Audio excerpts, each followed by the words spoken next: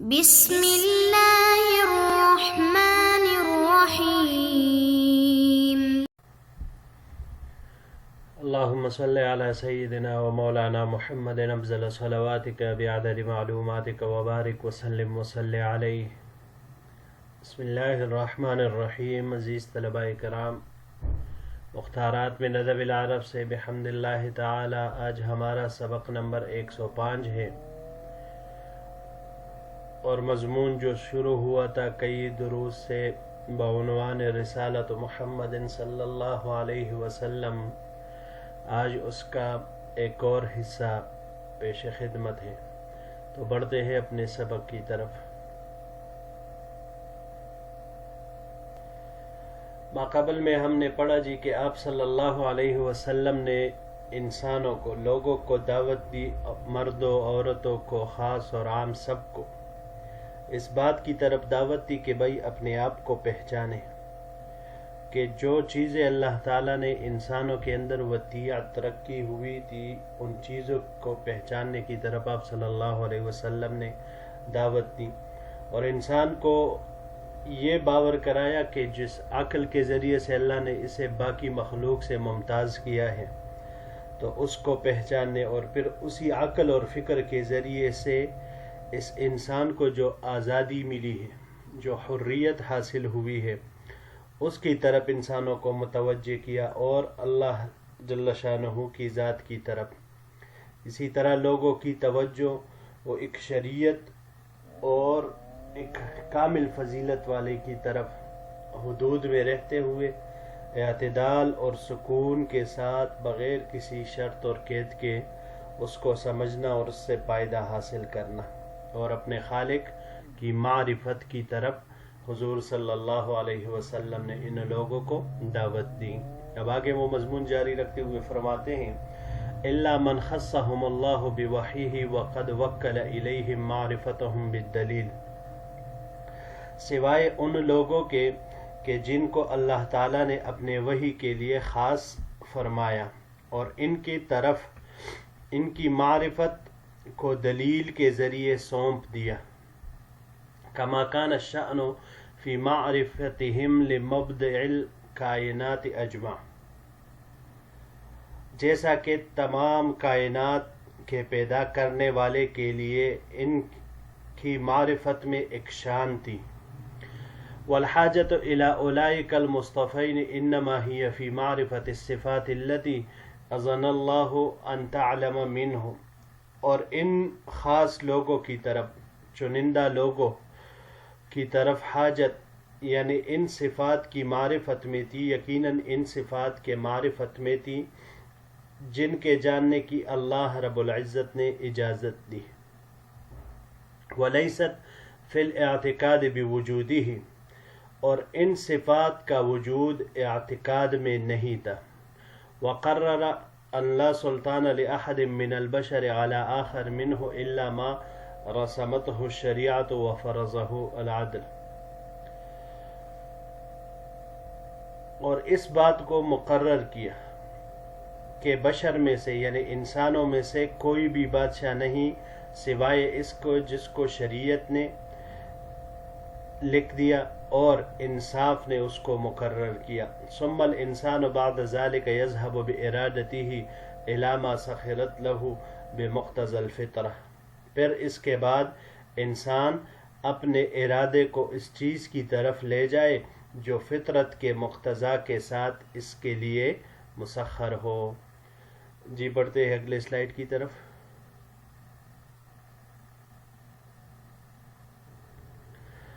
دعا الانسان الى معرفت انہ جسم و روح، آپ صلی اللہ علیہ وسلم نے انسان کو اس کے پہچاننے کی دعوت دی کہ وہ جسم اور روح ہے، وانہ بذلک من عالمین متخالفین وان کانا ممتزجین، اور اس کی وجہ سے دو مخالف جہانوں میں سے ہے اگرچہ یہ دونوں جہاں ایک دوسرے سے ملے ہوئے ہیں۔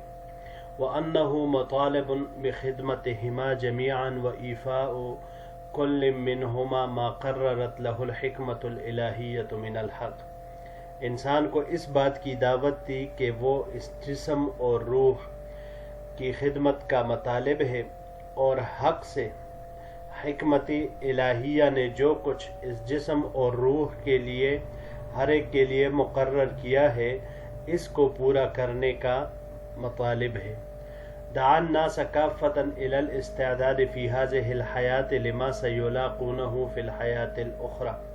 آپ صلی اللہ علیہ وسلم نے تمام لوگوں کو دعوت دی کہ اس دنیا میں اس کی تیاری کرے جس سے وہ دوسری زندگی میں یعنی آخرت کی زندگی میں ملاقات کریں گے۔ وَبَيَّنَ لَهُمْ أَنَّ خَيْرَ زَادٍ يَتَزَوَّدُوهُ الْعَامِلُ هُوَ الْإِخْلَاصُ لِلَّهِ فِي الْعِبَادَةِ وَالْإِخْلَاصُ لِلْعِبَادِ فِي الْعَدْلِ وَالنَّصِيحَةِ وَالْإِرْشَادِ۔ اور آپ صلی اللہ علیہ وسلم نے ان کو یہ بات بیان فرما دی کہ بہترین توشہ جو عامل جمع کرتا ہے وہ عبادت میں اللہ تعالیٰ کے لیے اخلاص ہے، اور بندوں کے لیے اخلاص عدل، نصیحت اور ہدایت میں ہیں۔ جی اگلے سلائیڈ کی طرف بڑھتے ہیں۔ قام بهذه الدعوة العظمى وحده ولا حول له ولا قوة۔ آپ صلی اللہ علیہ وسلم جبکہ آپ کے پاس طاقت تھی اور نہ قوت، تن تنہا اس دعوت عظمى کو لے کر کھڑے ہوئے۔ کل هذا كان منه والناس احباء ما الفوا وان كان خسران الدنيا وحرمان الآخرة۔ یہ سب تو آپ صلی اللہ علیہ وسلم کی جانب سے تھا، اور لوگ اس چیز سے محبت کرنے والے تھے جس کو انہوں نے پسند کیا، اگرچہ وہ دنیا کے خسارہ اور آخرت کی محرومی کا باعث ہو۔ اعداء ما جہلوا وان كان رغد العیش وعزت السیادت ومنتہى السعادہ۔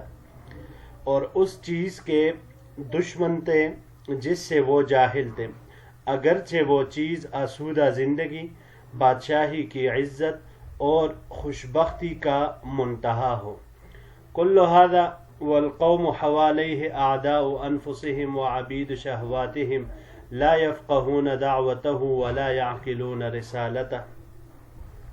یہ سب اپنی جگہ پر، لیکن ان کے ارد گرد قوم اپنی جان کی دشمن، اپنے خواہشات اور نفس کے غلام آپ صلی اللہ علیہ وسلم کی دعوت کو سمجھتے تھے، اور نہیں آپ صلی اللہ علیہ وسلم کی رسالت کو سمجھتے تھے۔ عقدت اہداب بصائر العامت منہم باہواء الخاصۃ۔ خاص لوگوں کی خواہشات کی وجہ سے ان کے عام لوگوں کی پلکوں پر بھی گرا لگی ہوئی تھی۔ وحجبت عقول الخاصۃ بغرور العزت عن النظر فی دعوی فقیر امی مثلہ۔ اس جیسے فقیر امی کے دعویٰ میں غور و فکر کرنے سے عزت کے گھمنڈ میں پڑے خاص لوگوں کی عقلوں پر پردہ پڑا ہوا تھا۔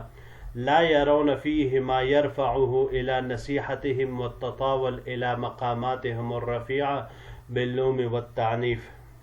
وہ لوگ آپ صلی اللہ علیہ وسلم میں اس چیز کو نہیں دیکھ رہے تھے جو آپ کو ان کو نصیحت کرنے کے لیے بلند کر رہی تھی، اور ان کے بلند مقامات کو دیکھنے کے لیے ملامت اور طعن کے ساتھ گردن لمبی کرنے کے لیے بلند کر رہی تھی۔ پہلا لفظ ہے جی رغدہ۔ رغدہ یہ باب کرما سے رغادتن آسودہ و خوشحال ہونا، اور یہی معنی باب سمعہ سے استعمال ہوتا ہے رغدن مصدر جب اس کا آ جائے۔ اس کو اگر ہم باب افعال پر لے جائے تو ارغد یرغد ارغادن مصدر اس کا آتا ہے آسودہ زندگی والا ہونے کے معنی میں، اور اس کے علاوہ یہ باب افعال سے بھی استعمال ہو سکتا ہے ارغدادن رائے میں متردد ہونا۔ اہداب اگلا لفظ ہے اہداب، مفرد اس کا ہدبتن آتا ہے۔ ہدبہ ہدبہ یہ پلک کو کہا جاتا ہے۔ یہاں پر یہ باب سمعہ سے استعمال ہوا ہے ہدبن۔ ہدبن یہ ہدب العین کہا جاتا ہے آنکھوں کا لمبی پلکوں والا ہونا، یعنی وہ آنکھیں جن کی پلکیں لمبی ہوتی ہیں ان کو کہا جاتا ہے۔ باب ضربہ سے اگر یہ استعمال ہو تو حد بن مصدر اس کا آتا ہے کاٹنے کے معنی میں، اور باب تفاعل سے لیا جائے تحدبن تو پھر لٹکنے کے معنی میں یہ آتا ہے۔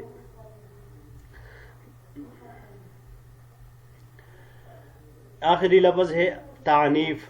تعنیف عنف سے ہے، یہ باب تفعیل سے یہاں پر استعمال ہوا ہے۔ تعنیفاً مصدر اس کا آتا ہے سخت معاملہ کرنا اس معنی میں، اور باب کرمہ سے اگر لے عنفاً عنافتاً تو یہ بھی سختی کرنے کے معنی میں آئے گا۔ بڑھتے ہیں جی اپنی آخری سلائیڈ کی طرف۔ لکنہ فی فقرہ وضعفہ کان یقارعہم بالحجۃ ویناضلہم بالدلیل ویأخذہم بالنصیحۃ، لیکن آپ صلی اللہ علیہ وسلم اپنی فقر اور کمزوری میں دلیل اور برہان کے ذریعے سے ان سے جنگ کرتے، ویناضلہم بالدلیل دلیل کے ذریعے سے ان سے مقابلہ کرتے، وَيَأْخُذُهُمْ بِالنَّصِيحَةِ نصیحت کے ذریعے ان کو پکڑتے، وَيُزْعِجُهُمْ بِالزَّجْرِ زجر کے ذریعے ان کو دمکاتے، وَيُنَبِّهُهُمْ لِلْعِبْرِ عبرتوں کے ذریعے ان کو تنبیہ فرماتے، وَيَحُوطُهُمْ مَعَ ذَلِكَ بِالْمَوْعِظَةِ الْحَسَنَةِ، اور اس کے ساتھ آپ صلی اللہ علیہ وسلم ان کو موعظہ حسنہ کے ذریعے گھیرتے، كَأَنَّمَا هُوَ سُلْطَانٌ قَاهِرٌ فی حکمہ، گویا کہ وہ اپنے فیصلے میں ایک قہر والا بادشاہ ہے، عادل فی امرہ و نہیہ، اپنے امر اور نہی میں نہایت عادل ہے، او اب حکیم فی تربیت ابنائہ، گویا کہ وہ اپنے بچوں کی تربیت میں ایک حکیم باپ ہے، شدید الحرص علی مصالحہم، ان کی مصلحتوں پر شدید حریص ہے، رؤوف بہم فی شدتہ رحیم فی سلطتہ، اپنی سختی میں بھی ان کے ساتھ محبت کرنے والا ہے اور اپنے غلبہ میں رحم کرنے والا ہے۔ یہاں پر یہ 3 لفظ ہے جی، یقارعہم، قرع سے ہے، قرع یہاں پر یہ باب مفاعلہ سے استعمال ہوا ہے، مقارعتاً قرع ڈالنا، اور باب تفاعل سے اگر لے تو یہی معنی اس کا بھی آئے گا تقارعاً کا۔ اس کے علاوہ اس کو اگر ہم باب نصرہ سے لے لے، قرعاً مصدر اس کا آئے گا قرع میں غالب آنا، اور اگر قرعاً ہو را کے حرکت کے ساتھ تو پھر یہ باب سمعہ سے آئے گا خالی ہونے کے معنی میں۔ باب فتح سے جب ہم اس کو لیں گے تو یہ بھی قرعاً کٹکھٹانے کے معنی میں آئے گا۔ اس کے علاوہ یہ باب تفعیل سے تقریعاً جھڑکی دینے کے معنی میں استعمال ہوتا ہے، اور اقرع یقرع اقراعاً باز رہنے کے معنی میں آتا ہے۔ اگلا لفظ ہے جی یناضلہم، نزلہ سے ہے، نزلہ یہ باب مفاعلہ سے یہاں استعمال ہوا ہے، منازلتاً یا نضالاً یہ بھی آتا ہے، تیر اندازی میں مقابلہ کرنے کے معنی میں یہ آتا ہے۔ باب سمعہ سے اس کو لے نزلاً آئے گا، اور باب نصرہ سے نزلاً۔ باب سمعہ سے ہو نزلاً تو دبلا ہونے کے معنی میں، اور نزلاً باب نصرہ سے آئے تو تیر اندازی میں آگے بڑھنے سبقت کرنے کے معنی میں پھر یہ آئے گا۔ باب افعال سے اگر لیا جائے انزالاً تو یہ کمزور کرنے کے معنی میں پھر آئے گا۔ وَيُزْعِجُهُمْ زعجہ، باب فتح سے یہ استعمال ہوا ہے زعجن، یہ بے قرار کرنے کے معنی میں آتا ہے، اور اس کو اگر ہم باب انفعال پر لے جائے انزعاجن تو بے قرار ہونے کے معنی میں یہ آتا ہے، اور باب افعال یہ بھی باب فتح کی طرح ہے، ازعاجن باب افعال سے بے قرار کرنے کے معنی میں یہ پھر آتا ہے۔ جی تو عزیز طلباء کرام، یہی تک ہمارا آج کا سبق تھا۔ انشاءاللہ العزیز اگر زندگی رہی تو پھر اگلا حصہ اس مضمون کا آخری درس ہوگا، تو اس کے ساتھ آپ کی خدمت میں حاضر ہوں گے۔ السلام علیکم ورحمۃ اللہ وبرکاتہ۔